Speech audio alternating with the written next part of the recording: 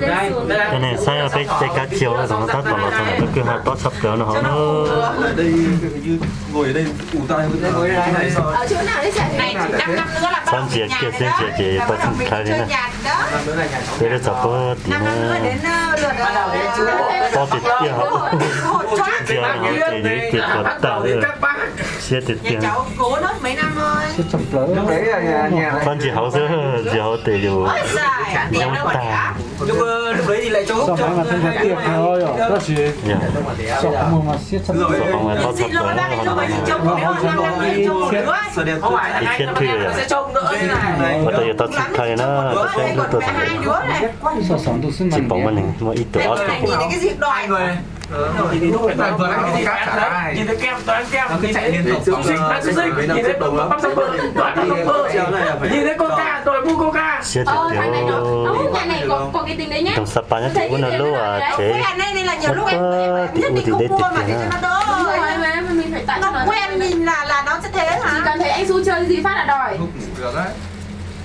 cái gì trong lúc cái gì ra sao là chỉ kỹ này sao là mù hả bây giờ lên thông báo giờ tôi cho đi máy cái chỗ gì cái mua bảo là có uống mà họ kỹ nó về món này rồi lạnh thuyết là đang mặc áo mưa mày quá mẹ không được kính sữa cho mình như không nghĩ chết tiệt tiền nó chết chập lời nữa quên đấy đang định là mua cái sữa cắt chiều thì trong nó để thì chỉ có chay thì tôi chay rồi thì chỉ nhậu ăn nấy rồi đây chập lời nó tí ở thế ở giờ anh chị nạp cày đi xuống nó chụp ảnh cười tươi thế mà phải đúng là chị nằm cày là chỉ mới ở bạc cày nữa là chỉ muốn chay đây thiệt tiểu ê quá này mày cu hiểu nó con chó ngao thì nó tưởng đứng trên đấy mà cầm cờ dùng máy đã xuống cái đứng cầm cờ như châu Phi ấy rồi đây sập trở nên là nó này thay đi chợ to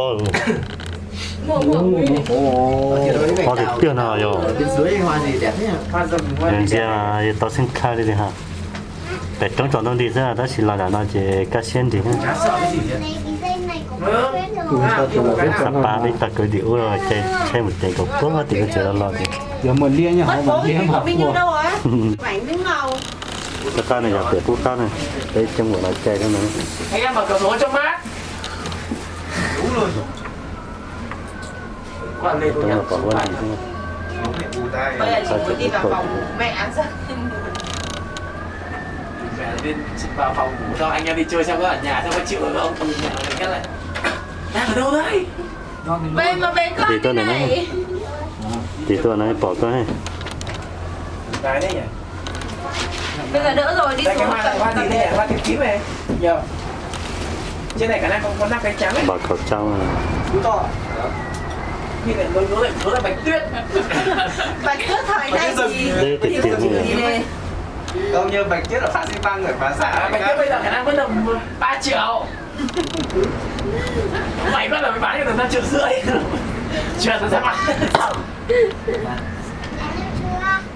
chăm sóc rồi con ạ chú Vinh nhá, chú đi kiếm quả giày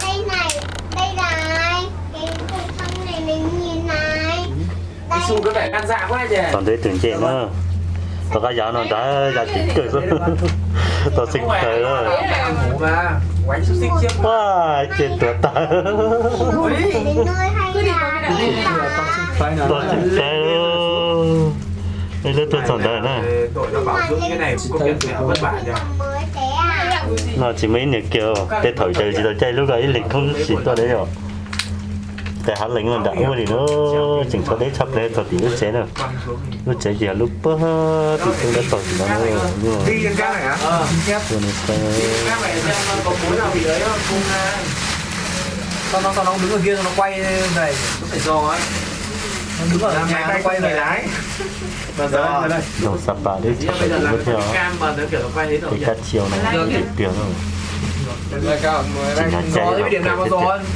nó quay nắm cảnh gì nói nó vòng người ta vòng này nhìn mới rõ được Hoặc là đây nó phải như kiểu phải có cái máy quét ấy, như là làm quét phát nhìn. Anh em xem cái resort nào mà nó kiểu sang trọng như nào thì không nghĩ bây giờ vẫn là 100. nó sẽ còn này kín nữa này rồi Thế rồi em thế thì Em có tiền mà. mình em tối nay làm có tên nhìn đấy. Đây đi cướp cái đó tiền cướp tiền đây. Đi sang cái đó. Nhìn vào đó, nhảy xuống đây một tiền tiếng quý sáu rất sáu màu thế này rồi Xem có nhìn Đi chơi ăn uống. Làm Tây Tạng được. nó cho lấy chịu rồi giờ ta kín nó hơi tốt là liền rồi người mẹ chó ngang là sao không giải đi. tao ra tao lười thế này rồi Mẹ là bố nách bọc mùi huyền Nách đề bọc chịu của huyền đề mặc kiểu gì nó sẽ nào. Nhưng mà trước gia đình mua chó ngao Tây Tạng nó bọc 70 cân. 90 cân. đây thì tiền Con nó báo giá con rẻ nhất là 20 triệu á. nó sống cái tí nó cứ rồi rồi Em 7 triệu đấy á. tiền tỷ đấy đét tất Bây giờ còn nếu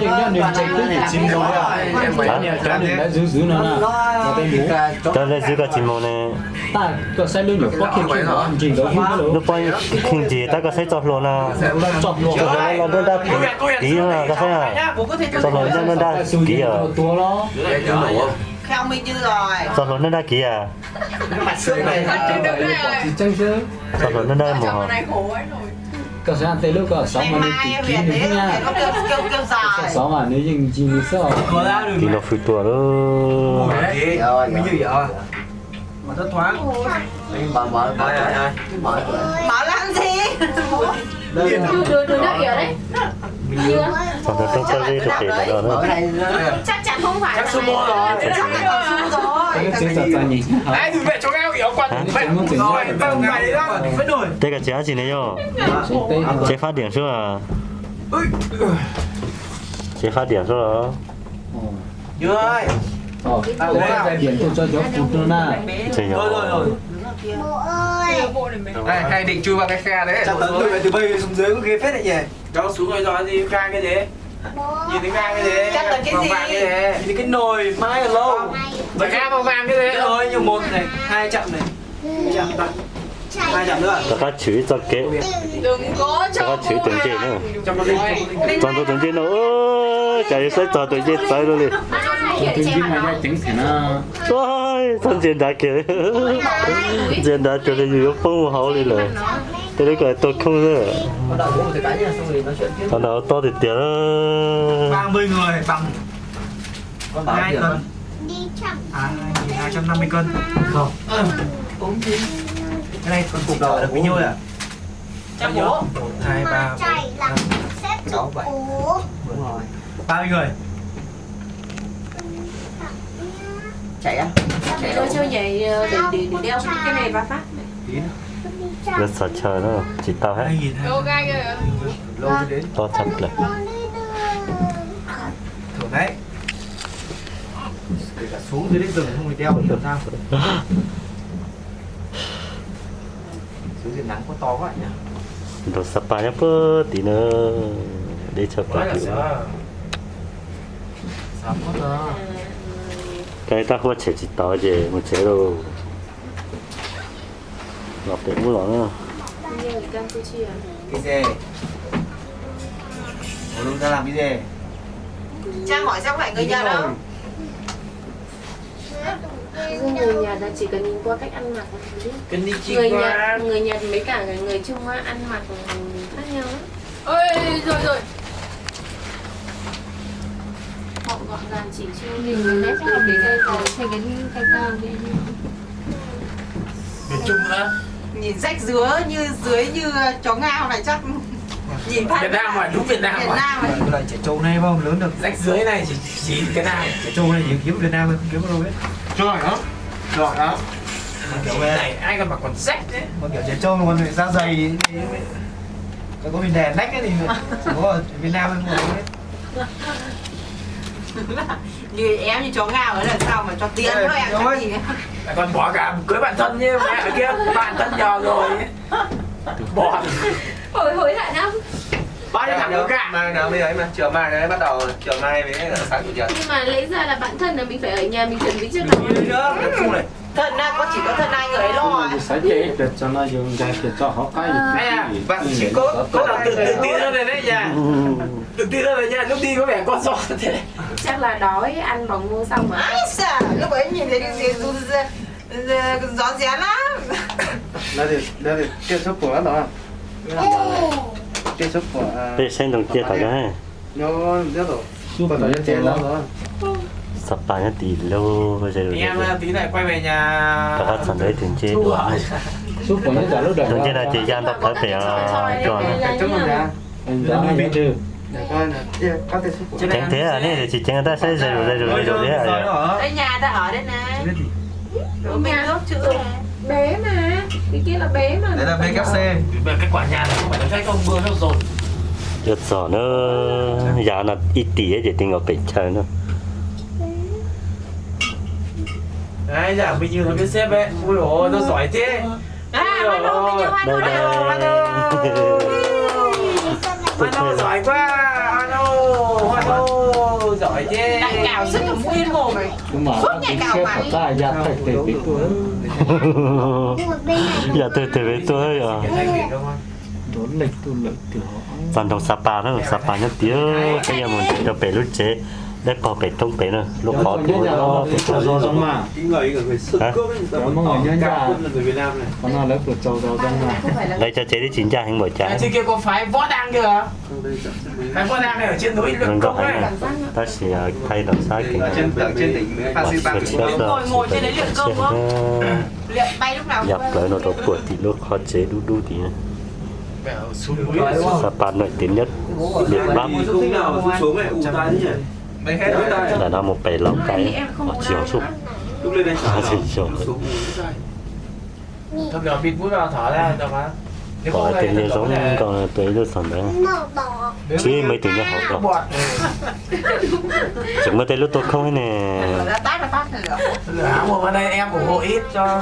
hai đứa mà vẫn mấy định lò về Trưởng thành là già đấy. Quá trưởng thành.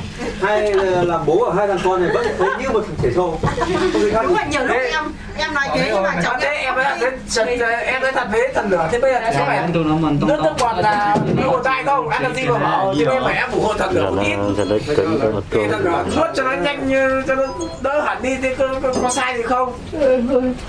Alo, trong đầu cha này mà Từ đầu đến cuối là mẹ xứng. alo, Chả có phải Ấy à. alo, anh vậy à? bên này làm con gà đem đi. Là có bị tôm Mà em chị đi đi tàu đấy à? Tao làm con gà luộc. Hai cái Chị ơi, chị bảo cái gì đó em đang nghe không rõ. như kiểu trước bà vãi bảo này như chúng mày đi du lịch đây mang ít chanh những ít cường này đi mà đỡ phải buôn nước. Sáng ra là cho em đó hay là như nào? Mang luôn cái bình giữ chít nhiệt. tử đó Cho mấy cái lon nước vào trong này cái. Đúng không? Quét đi. Dạ vâng đúng rồi ạ. bây giờ mà sổ chơi nó chơi Ủa sao ở đâu ấy mà đây ở đây? Em tại vì em không nghe rõ chị nói Thôi đem đi đi. Mỏi quá. Mẹ mấy cái nhà xây thế này mà mẹ chỉ sợ nó nếu mà nó rơi chụp làm nào Cầm máy đi. Máy nào? cậu thoại chị ơi bao nhiêu tiền là chị? Con này thì để quên cái nhớ cắt mẹ nó nhớ cho nó bỏ cái đó ta chó này. Xin nhớ nhớ. Còn tí không? Bằng cái này còn gì nữa không? Qua Zalo hoặc qua